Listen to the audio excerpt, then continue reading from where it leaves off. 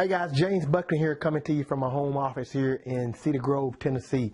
I am the creator of JamesABuckley.com and Divine Insight for Prosperity. Guys, I am a marketer and a brand enthusiast because I've learned now that once you begin to build an online presence, you want to brand yourself and not your company. So that being said, I'm now into connecting with people and sharing information about how to change your strategy and to brand yourself and to create leads and sales and people reaching out to you, the attraction factor of connecting with people. So in this video, I want to talk to you about the 10 questions that you should already have the awareness of about your prospect in order for you to psychologically connect with them in a way where you're non-salesy and you don't create a threatening approach. Because if you know these things about your prospect, then you can connect with them. So stay tuned. I'm going to share these 10 with you, and it's going to be some great tips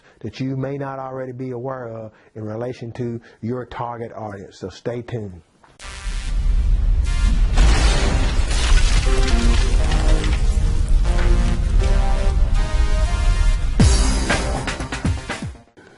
All right, the first thing in relation to your target audience, when you do your research on your target audience and you want to know what the particular type of problems that they're really facing, then you want to know what your customer avatar struggles with at night. What keeps them up at night?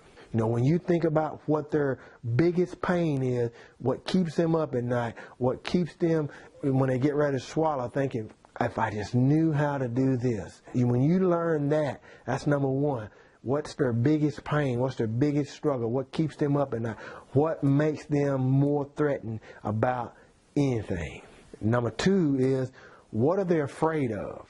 What's their fears? You know, when you think about what your customer avatar's fears are, then when you get ready to write copy in your email, when you get ready to write content topics and you get ready to create content, you know what their fears are. You can write in relation to solving their biggest fear. And number three is, what are they angry about? What are they angry at? You know, if they got an upline and they're angry at their upline because they don't get no help, then if you know that your potential customer avatar has a problem with their anger toward their upline, then you want to write specific content. You want to connect with them because these are questions that they have in their head. And that's how you get in front of your target audience. That's number three. What are they angry about? What are they angry at? And number four, what are their top 3 frustrations? You know, if you find out what they're frustrated about, then you can market to that need.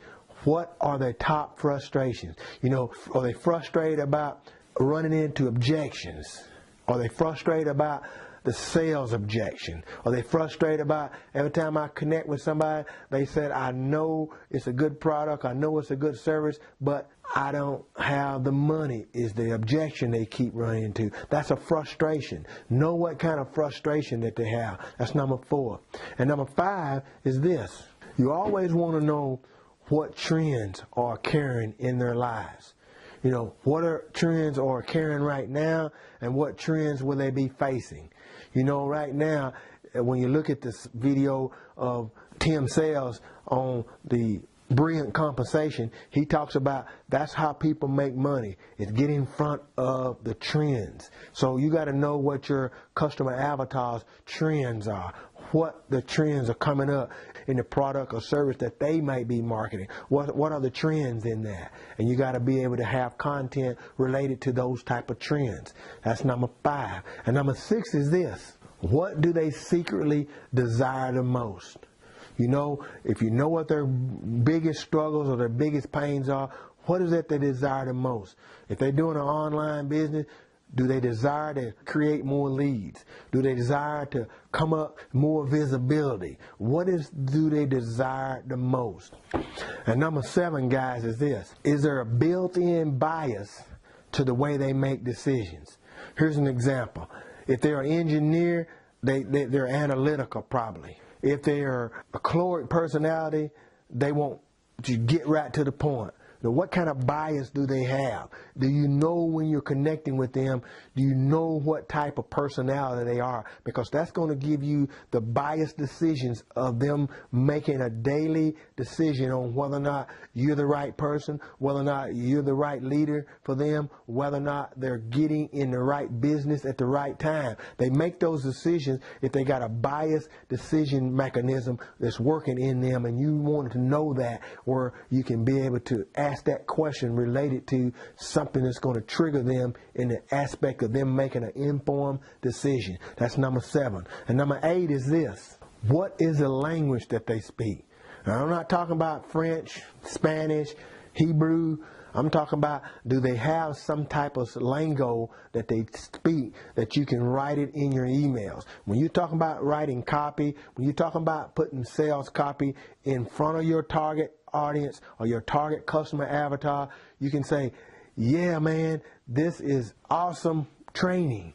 Now, is that going to speak to your customer avatar? So what languages are they using? You know, when you're writing a specific email, do you know that they're an intellectual type person? Do you want to use a specific type of lingo? And it's this language. Language skills are of the utmost. You want to know the language skill of your potential customer avatar. That's number 8. And number 9 is this: there's competition out there, always. So you want to know who is selling something similar product to what you're selling and how.